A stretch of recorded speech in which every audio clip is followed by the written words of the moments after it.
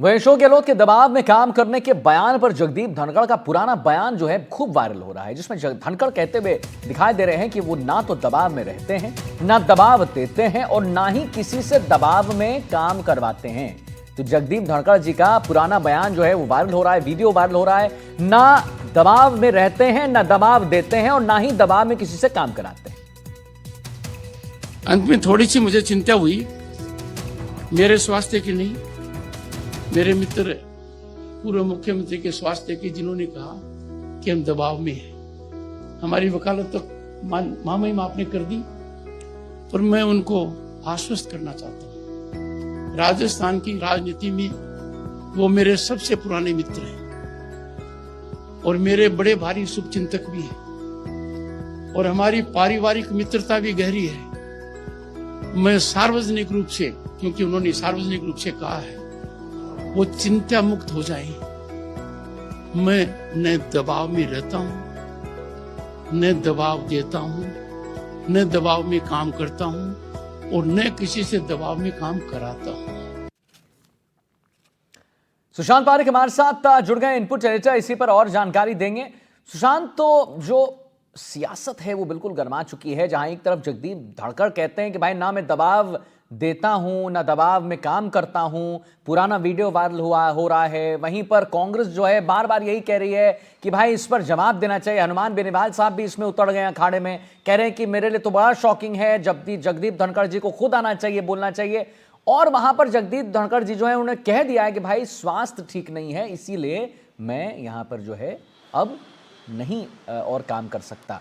तो आपका आकलन जरा जानना चाहूंगा कि भाई पलटवार एक तरफ से हो रहा है, आरोप प्रत्यारोप का दौर जारी है, क्या लग रहा है सुशांत, क्यों ऐसा किया जा रहा है?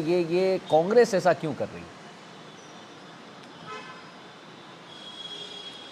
देखिए, सियासी बयानबाजी तो होगी ही। जब इस तरह से अचानक फैसला लिया जाए तो उसको आप डिनाई नहीं कर सकते और विपक्ष सवाल भी उठाएगा, सवाल पूछेगा भी।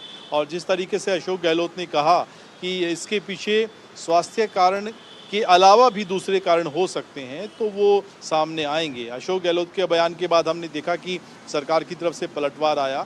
हनुमान बेनीवाल भी जाट समुदाय से आते हैं और वो उनके ताल्लुकात अच्छे थे, वो भी अपनी बात कह रहे हैं। और राजस्थान की सियासत की बात अगर की जाए तो जगदीप धनखड़ के बहाने जिस तरीके से जाट समुदाय के खिलाफ कांग्रेस ये माहौल बनाने की कवायद में जुटी है कि जाट जो किसान वर्ग है वो इससे नाराज होगा। हालांकि ये बात काफ़ी हद तक सही भी है, कुछ असर तो पड़ेगा जब इतने बड़े पद से कोई संवैधानिक पद पर बैठा व्यक्ति इस तरीके से इस्तीफा देता है, तो फिर जो है पॉलिटिकल बयानबाजी के बीच इसका असर साफ दिखाई देता है। राजाराम मील जाट महासभा के प्रदेशाध्यक्ष, हम उनको सुन रहे थे, वो भी कह रहे हैं कि असर पड़ेगा। और राजस्थान की राजनीति में जाट वोट बैंक के महत्व को नकारा नहीं जा सकता है। करीब 100 सीटें ऐसी हैं आदित्य, जिन पर उनका सीधा दखल है और लगातार वो टिकट वितरण से लेकर चाहे वो मंत्रिमंडल की बात हो या फिर दूसरे महत्वपूर्ण पदों की बात हो, वो अपना पॉलिटिकल माइलेज, अपनी ताकत जो है वो दिखाते रहे हैं। चाहे वो जाटलैंड में शेखावाटी की बात करें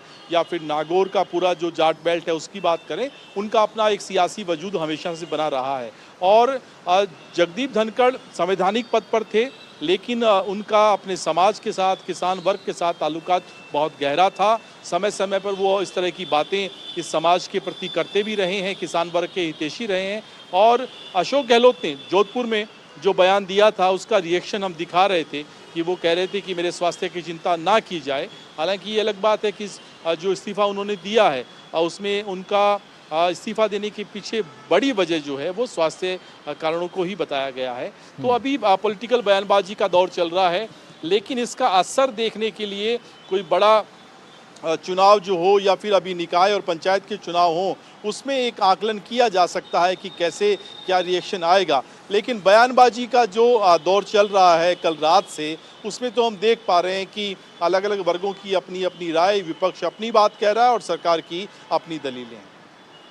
जी सुशांत, जैसे कुछ मंत्रीगण ये भी कह रहे हैं, कुछ मंत्रियों का ये भी कहना है कि जगदीप धनखड़ जी जो हैं वो कुछ बातों को उन्होंने बहुत फ्रंट में आके उन्होंने कहा, कुछ अनियमितताएं थी जिसको फ्रंट में आकर उन्होंने कहा, जिसके बाद ऐसा हुआ कि शायद हाईकमान को ये बात पसंद नहीं आई होगी, ऐसा उनका कहना है कि इसीलिए उनसे फोर्स करा के ये जो इस्तीफा लिया गया है। उसके बारे में आपका आकलन? देखिए ये सब कयासबाजी है। अभी ये कहना कि क्या वजह रही है, हालांकि महाअभियोग जो एक बड़ी वजह है, जिस तरह से खबरें आ रही हैं दिल्ली से, वो एक जो तुरंत जो कहें जो सबसे बड़ा कारण रहा है वो यही। हालांकि ये अलग बात है कि वो समय समय पर, जैसा मैं बता रहा था, वो किसानों की हितों की बात करते रहे हैं अलग अलग मंचों पर, और ये कोई गलत भी नहीं है। वो जिस कौम से आते हैं वो अपनी बात कहेंगे, और इसमें इस्तीफे को इससे जोड़कर नहीं देखा जा सकता, क्योंकि वो अलग अलग मंचों पे समय समय पे ये बातें उठाते रहे हैं। ऐसी अभी तुरंत क्या वजह रही कि उन्हें इस्तीफा देना पड़ा? क्या वाकई स्वास्थ्य कारण ही कोई वजह है, या फिर इसके पीछे दूसरी कहानी है? थोड़ा इंतज़ार करना होगा, क्योंकि जगदीप धनखड़ जिस तरह का उनका नेचर है, जिस तरह का स्वभाव है, वो बोलेंगे ज़रूर, बताएंगे ज़रूर कारण। अभी तो वो उनका कोई बयान ऐसा नहीं आया है, कोई रिएक्शन नहीं आया है, लेकिन ये सारी पर्दे के पीछे की जो कहानी है, या तो सबसे बेहतर वो बता सकते हैं या उनसे जुड़े हुए करीबी लोग। तो धीरे धीरे चीज़ें सामने आएंगी। और अशोक गहलोत ने कहा भी था कि इसके पीछे जो भी वजह है, जो भी कहानी है, जो भी कारण रहे हैं, अब वो देर सवेर सामने आएंगे, इसमें कोई दो राय नहीं। जी सुशांत, आप जैसे बता रहे हैं कि देर सवेरे ये सामने जरूर आएंगे। उनका जो एक नेचर है, वो नेचर ये है कि वो बात अपनी जरूर आगे रखते हैं और जरूर आगे रखेंगे भी। लेकिन इस बीच सुशांत क्या होने वाला है? क्योंकि अब देखिए कांग्रेस और बीजेपी में, जैसा आपने कहा कि ये दौर, आरोप प्रत्यारोप का दौर तो चलेगा ही चलेगा, और आप इसको कितना एक्सेलरेट होते हुए देखते हैं Sushant in the coming future? देखिए बयानबाजी का सिलसिला चलेगा अभी। इसको आप ये मानकर चलिए कि कांग्रेस के पास एक बड़ा मौका है जाट वोट बैंक को अपनी तरफ करने का, क्योंकि राजस्थान की अगर मैं बात करूं, देश की राजनीति पर भी इसका असर पड़ेगा। राजस्थान की अगर बात करें तो निकाय और पंचायत चुनाव इस साल के आखिर तक होने हैं। कांग्रेस कैसे इस मुद्दे को उठाएगी, क्योंकि इससे पहले सत्यपाल मलिक के जरिए भी कांग्रेस ने कोशिश की थी कि वो इस किसान वर्ग को प्रभावित कर सके, और हमने लोकसभा चुनाव में देखा भी था, काफ़ी हद तक कांग्रेस को इसका लाभ भी मिला था।